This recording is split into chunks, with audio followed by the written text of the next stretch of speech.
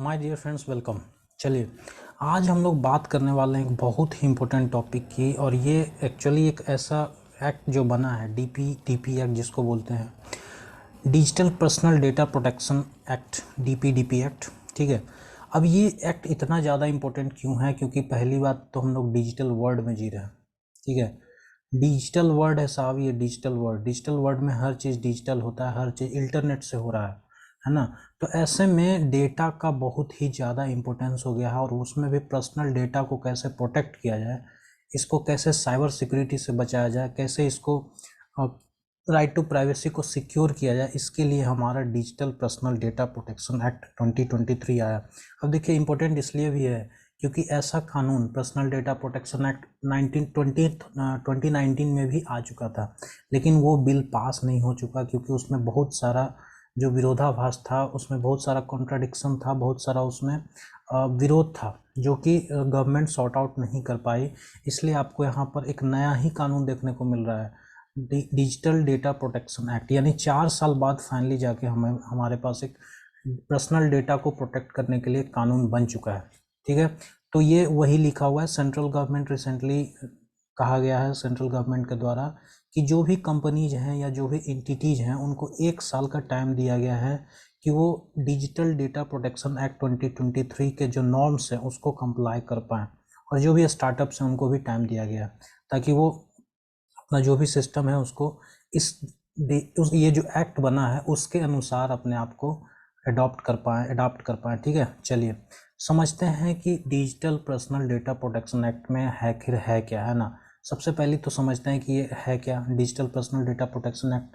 तो जाहिर सी बात है कि ये एक आपका लीगल फ्रेमवर्क है जो पर्सनल डेटा चाहे वो इंडिविजुअल का हो, चाहे वो किसी इंटिटी का हो, ठीक है, उसके जो पर्सनल डेटा है उसको कैसे प्रोटेक्ट किया जाए और कैसे इंश्योर किया जाए कि उनका कोई भी डेटा बिना उनके कंसेंट के शेयर नहीं हो रहा है। इस बात को इंश्योर करने के लिए हमारे पास डीपीडीपी एक्ट आ चुका है। ठीक है, ये जो हमारा एक्ट है, ये जो डेटा पर्सनल डेटा का जो प्रोसेसर हैं, जो प्रोसेसिंग करने वाले जो कंपनीज हैं, उनको रेगुलेट करने का काम करेगा।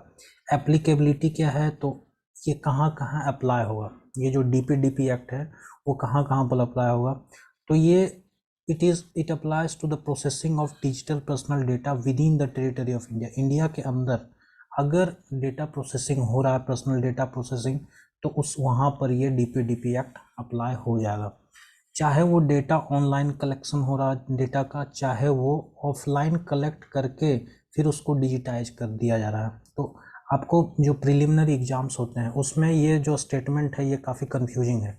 क्यों? क्योंकि देखिए, उसमें क्या लिख देगा कि this is applicable only to the processing of digital personal data within the territory of India which is collected online only. नहीं, ऑनलाइन ओनली नहीं, कलेक्ट चाहे वो ऑनलाइन हो चाहे वो ऑफलाइन हो के बाद में डिजिटाइज किया जा रहा हो, दोनों जगह ये एप्लीकेबल होगा। दूसरी बात कि ये इंडिया के अंदर with in the territory of India तो एप्लीकेबल है ही, आउटसाइड टेरिटरी ऑफ इंडिया भी एप्लीकेबल है अगर if it involves providing goods और services to the data principles. कोई भी जो डेटा प्रोसेसिंग हो रहा है और वो डेटा प्रोसेसिंग जो हो रहा है उसमें कोई इंडियन कस्टमर को गुड्स या सर्विसेज प्रोवाइड किए जा रहे हैं, एक ऐसा कस्टमर को जो इंडिया के अंदर रह रहा है, तो उस केस में भी ये डीपीडीपी एक्ट एप्लीकेबल होगा। ठीक है, इवोल्यूशन समझते हैं हम। इवोल्यूशन मतलब कैसे कैसे ये यहाँ तक हम पहुँचे इस एक्ट तक, तो आपको मैं पहले ही बता चुका हूँ। जस्टिस BN श्री कृष्णा के अंदर एक कमेटी बनाई गई, this was committee on the protection of personal data. ठीक है, पर्सनल डेटा प्रोटेक्ट करने के लिए जस्टिस BN श्री कृष्णा के अंदर कमेटी बनाई गई थी, और जिनके रिकमेंडेशंस पर पर्सनल डेटा प्रोटेक्शन एक्ट यानी PDPA एक्ट 2019 आ चुका था, लेकिन ये एक्ट पास नहीं हो पाया और ये कानून बन नहीं पाया। ठीक है, तो उसके बाद बहुत सारा सुधार करने के बाद डीपीडीपी एक्ट फाइनली 2013 में दोनों लोकसभा और राज्यसभा के द्वारा पास करके अब ये एक्ट बन चुका है। अब जो सबसे इम्पोर्टेंट इस पूरे आर्टिकल का है, वो सबसे इम्पोर्टेंट है, उसको हम लोग समझेंगे। तो इसमें सबसे पहली बात कही गई कि भाई स्टेक होल्डर्स कौन है इसमें। तो सबसे पहला जो इसमें स्टेक होल्डर का बात किया गया है वो है अपना डेटा प्रिंसिपल। डेटा प्रिंसिपल का मतलब डेटा ऑनर। डेटा ऑनर कौन? कोई भी इंडिविजुअल या कोई भी एंटिटी जिसकी डेटा, जिसका जो पर्सनल डेटा है, जिसका पर्सनल डेटा को प्रोटेक्ट करने की बात कही गई है, वो होगा डेटा प्रिंसिपल। ठीक है, डेटा प्रिंसिपल को रिटन कंसेंट देना होगा, है ना, has to give written consent to generate and process the data indicating the specific purpose of its use, है ना। जो डेटा प्रिंसिपल है उसको बिना उसके कंसेंट के कोई भी एंटिटी या कोई भी प्लेटफॉर्म उसके डेटा को यूज नहीं कर पाएगा, उसके डेटा को स्टोर, प्रोसेस कुछ नहीं कर पाएगा। और जो डेटा प्रिंसिपल होगा वो कभी भी अपना कंसेंट को विथड्रॉ कर सकता है या उस डेटा, पर्सनल डेटा के यूज को भी रिस्ट्रिक्ट कर सकता है। दूसरा जो इसमें स्टेक होल्डर है वो डेटा फिड्यूशियरी। डेटा फिड्यूशियरी वो है जो डेटा को कलेक्ट कर रहा है, जो डेटा को स्टोर कर रहा है और जो प्लेटफॉर्म प्रोवाइड कर रहा है डेटा को शेयर करने के लिए। इसको आप कंसेंट मैनेजर भी कर सकते हैं। और ये कंसेंट मैनेजर जो है वो एक प्लेटफॉर्म के थ्रू, है ना, जो है वो जो डेटा प्रिंसिपल है उसको एक्सेस देता है, डेटा को एक्सेस देता है अपना कंसेंट देने का, उसको ट्रांसपेरेंसी देने का। और एक जैसे फेसबुक आपका एक डेटा फिड्यूशियरी हो जाएगा, जैसे गूगल एक डेटा फिड्यूशियरी हो जाएगा, है ना। जैसे आपका व्हाट्सएप जो है वो भी आपका पर्सनल डेटा को लेता है। तो ये सब सारे जो है बिग डेटा फिड्यूशियरी है, क्योंकि ये आपके डेटा को कलेक्ट कर रहे हैं, आपके डेटा को सिर्फ कलेक्ट नहीं बल्कि स्टोर भी कर रहे हैं, है ना। सेंट्रल गवर्नमेंट जो है वो चाहेगी तो किसी भी क्लास ऑफ डेटा फिड्यूशियरी को, है ना, किसी भी डेटा फिड्यूशियरी या क्लास ऑफ डेटा फिड्यूशियरी को सिग्निफिकेंट डेटा फिड्यूशियरी के जो है क्या बोलते हैं टाइप में रख सकती है। ठीक है, तो ये एक सिग्निफिकेंट डेटा फिड्यूशियरी होगा जो सेंट्रल गवर्नमेंट डिसाइड करेगा कि कौन सा डेटा फिड्यूशियरी को सिग्निफिकेंट डेटा फिड्यूशियरी का दर्जा दिया जाए। इसके अलावा जो थर्ड आपका स्टेक होल्डर इसमें आ रहा है उस स्टेक होल्डर को बोलेंगे हम लोग क्या, डेटा प्रोसेसर। डेटा प्रोसेसर यानी वो एंटिटी जो डेटा को प्रोसेस करेगी, जो डेटा कलेक्ट हो चुका है उसका प्रोसेसिंग होगा।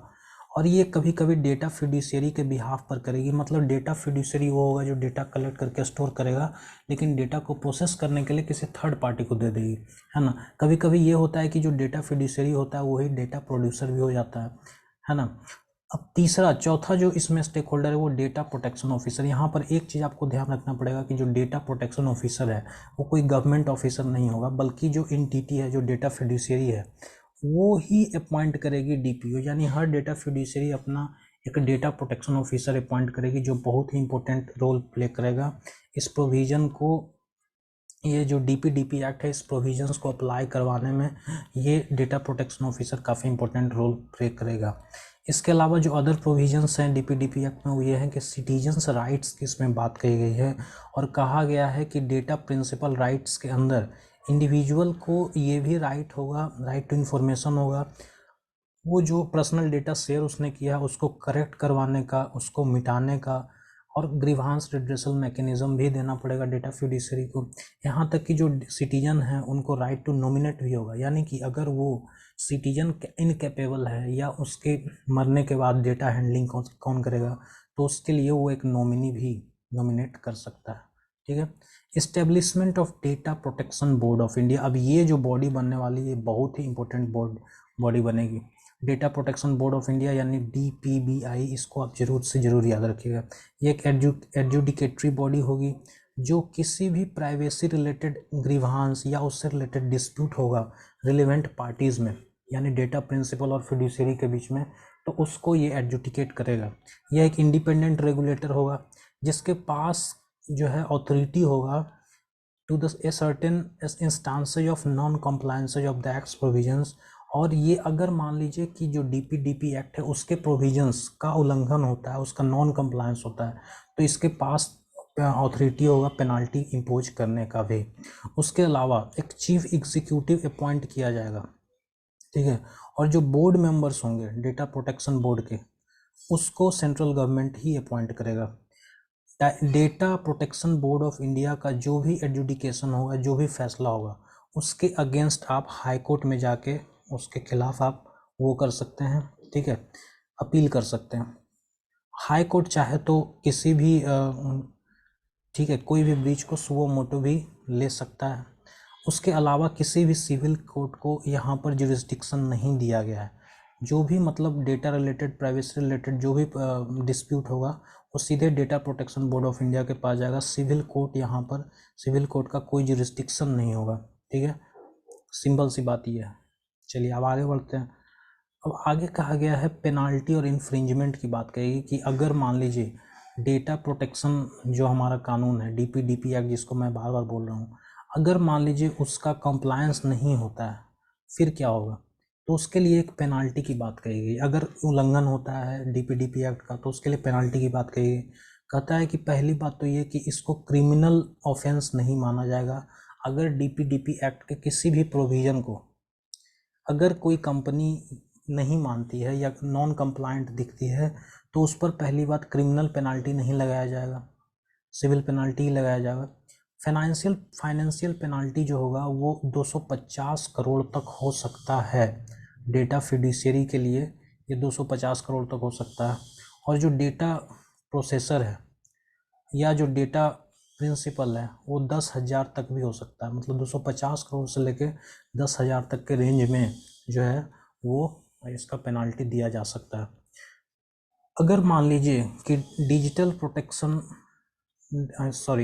Digital private data protection act जो हमारा बना है उसका कोई भी ऐसा सब पार्ट, उसका कोई भी ऐसा प्रोविज़न अगर एग्जिस्टिंग कानून के खिलाफ जाता है या उसके साथ इनकंग्रुएंट हो जाता है, उसके साथ इनकंसिस्टेंट होता है, तब जो इस डेटा, ये जो कानून है इसके प्रोविजंस को ही सही माना जाएगा। मतलब सीधा सीधा लिखा हुआ है कि the provisions of the DPDP act will be in addition to and not supersede any other law currently in effect. However, in any case of conflict between the provisions of this act and a DPDP act and a provision of any other law currently in effect, जैसे हमारे पास IT act है उसमें भी काफ़ी सारे ऐसे कानून, ऐसे प्रोविजंस हैं जो हो सकता है जो हमारा जो डीपीडीपी एक्ट है उसके प्रोविजंस के साथ टकरा जाए। तो ऐसे में जो डीपीडीपी एक्ट है उसी के प्रोविजंस को सही माना जाएगा, सीधा इसमें लिखा हुआ है, ठीक है। यानी इसमें कोई बाद में जाके कोई कानूनी अड़चन ना हो, इसलिए इसको ऐसा लिखा गया, ठीक है दोस्तों। तो ये जो फाइनली जो हमारा digital private data protection act जो आया है ये बहुत ही ज़्यादा इम्पोर्टेंट है, not just for mains UPSC but also for जो बीपीएससी हमारा मेंस होने जा रहा है 69th का, या जो प्री एग्ज़ाम होने होगा आगे अगले साल, तो उन दोनों में ये बहुत ही ज़्यादा इम्पोर्टेंट होने वाला ये वाला टॉपिक। तो इसको आप एक एक प्रोविजंस को बड़ा ही डिटेल में आप समझ लें। और तो इस वीडियो के अंदर हम इतना ही बात करेंगे। अगला जो वीडियो हमारा आएगा वो भी एक बहुत ही इंपॉर्टेंट करंट अफेयर्स का वीडियो होगा। तब तक के लिए आप इस वीडियो को ज़रूर से ज़रूर लाइक कर दीजिए और इसका नोट्स आप ज़रूर से ज़रूर बना लीजिएगा, ठीक है। चलिए आज के लिए इतना ही। Take care, good bye.